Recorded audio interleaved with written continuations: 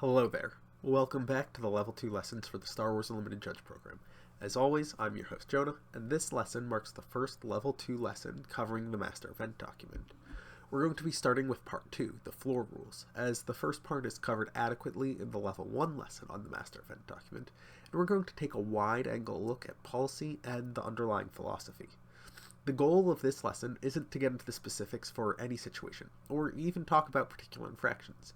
This is all about setting up that foundation that I continue to discuss. As always with policy, this is an area that is continually being refined and will grow and evolve as play continues to evolve.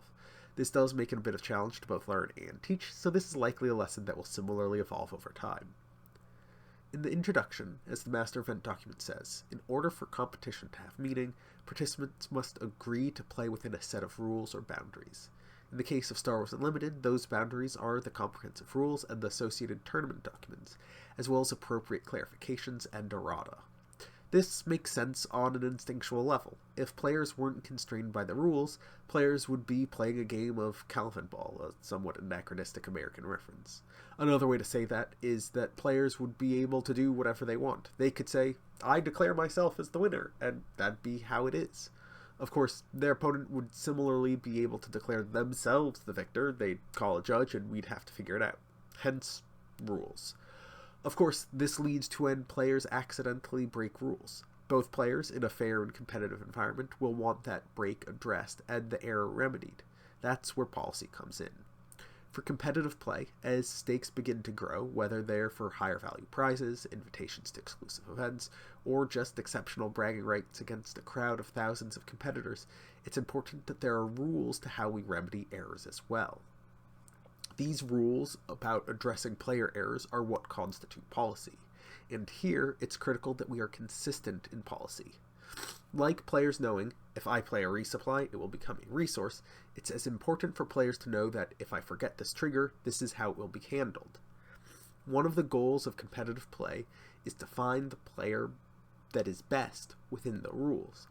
If the policy, the way the rules are enforced, are inconsistent, then it's effectively the same as if the rules themselves are inconsistent, and it delegitimizes a player's victory. If, for example, a store develops a habit of having all players draw an opening hand of 7 cards instead of 6 and starting with 3 resources, it means that individuals outside that ecosystem won't accept those results. Hence, we want to have consistent policy enforcement. We're going to spend the next several lessons talking about various infractions that can come up and how to handle them. Now, how do you use these floor rules? I want to start by quoting the first line of this section with these procedure guidelines. The Master Event document does not and cannot entirely encompass what to do in every situation. Many times your fix will be directly in the Master Event document, and you can and should follow procedure as written. 99 times out of 100, maybe even more, you'll be dealing with straightforward issues. A player forgot to exhaust the appropriate number of resources. Somebody put an extra damage on a unit. A player grabbed an extra card while drawing for a regroup. These sorts of common and simple scenarios are what these guidelines are for, and it's the expected skill set of Level 2 judges to understand these infractions, the penalties, and the remedies. As the Master Event document says, in several places, the goal is to promote a fair and enjoyable experience for all players. It is central to the skills of being a judge to approach a situation with an impartial attitude and the goal of making the experience as positive for players as possible. While this does mean being vigilant for cheating, you need to temper that vigilance with respect and trust. If you begin judge calls with the belief that a player is cheating or could have only intentionally made the mistake, players will recognize that attitude and not feel welcome. They'll feel harassed and affronted. Players will also often feel offended for their opponent as well. Most players believe that their opponents are also operating in good faith, and if you come in like the Grand Inquisitor, they'll not be satisfied with the experience, and in the future, not call a judge. If we train players to not call judges, there are a few consequences. First, cheaters will begin to thrive. If there's a culture of don't trust judges, or judges aren't looking out for players, they just want to hit you with the rules, malicious actors can get away with, "Oh, sorry, I made a mistake, let's just handle that ourselves." Second, outcomes will be less consistent. Players will fix things in different ways, and the outcomes of tournaments will be less based on how players played, and begin to be influenced by how well they can argue their case to their opponent. Even if players do try to do things by the book, they're less likely to have the appropriate training, and it's possible that they make things worse trying to fix it.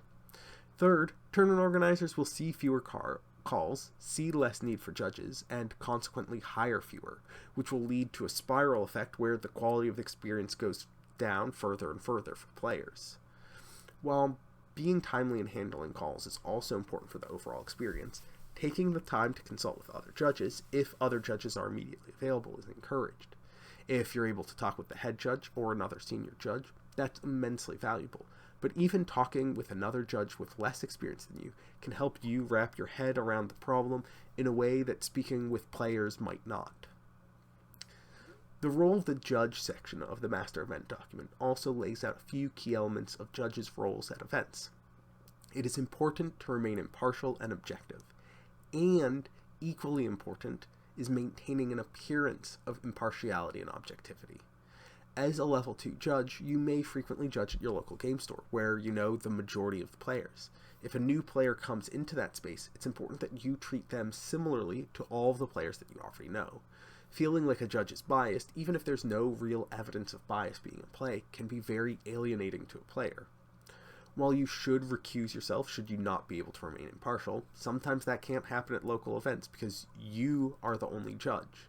If you need to take a moment to step away and reset yourself to focus on the facts, or if you need to consult with someone who's not involved but doesn't necessarily have the experience you do, those can be reasonable steps to help you maintain that impartiality and integrity.